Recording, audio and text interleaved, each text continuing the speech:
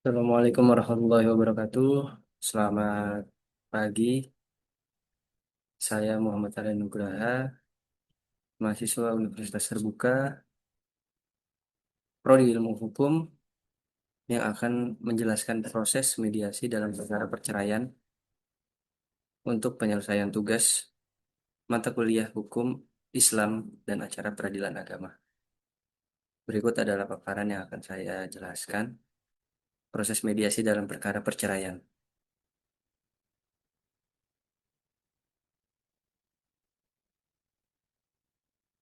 Dalam mediasi memiliki tujuan. Tujuannya antara lain untuk mencapai perdamaian antara para pihak, mengurangi beban perkara di pengadilan, mewujudkan penyelesaian yang cepat dan efisien, dan menjaga hubungan baik para pihak.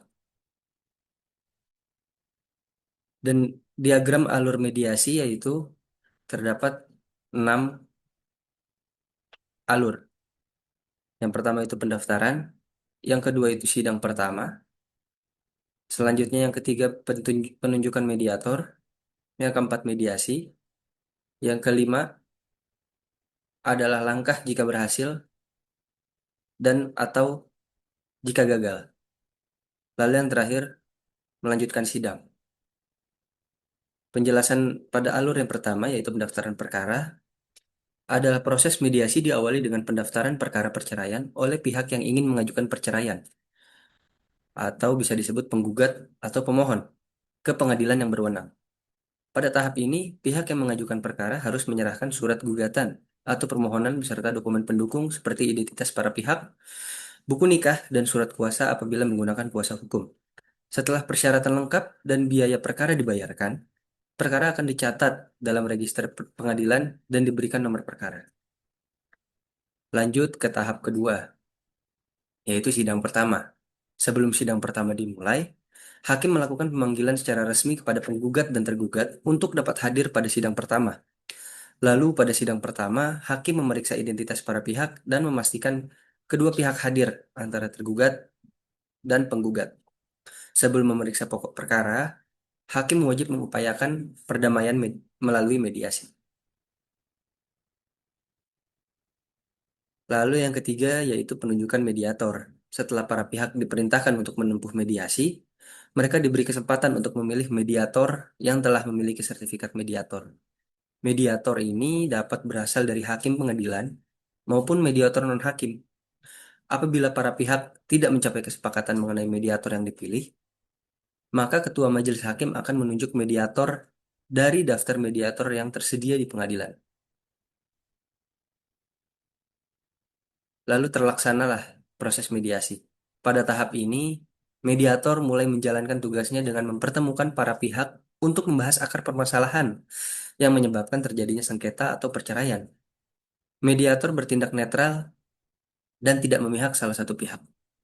Tujuan utama mediasi adalah membantu para pihak menemukan solusi yang dapat diterima bersama tanpa harus menunggu putusan hakim. Lalu ini langkah yang yang jika diperlukan maka harus dilakukan, yaitu pertemuan bersama dan terpisah. Apabila diperlukan, mediator dapat melakukan pertemuan secara terpisah dengan masing-masing pihak. Pertemuan ini bertujuan untuk menggali informasi yang mungkin tidak dapat disampaikan secara terbuka di hadapan pihak lain. Dalam kaukus, mediator berusaha memahami kepentingan, kebutuhan, dan harapan masing-masing pihak guna mencari peluang tercapainya perdamaian. Lalu pada akhir yaitu hasil dari mediasi. Ada dua ketentuan. Jika mediasi berhasil, para pihak berhasil mencapai kesepakatan, mediator membantu menyusun kesepakatan perdamaian secara tertulis. Kesepakatan tersebut kemudian disampaikan kepada majelis hakim untuk dikuatkan dalam bentuk akta perdamaian. Akta perdamaian ini memiliki kekuatan hukum yang sama dengan putusan pengadilan yang telah berkekuatan hukum tetap.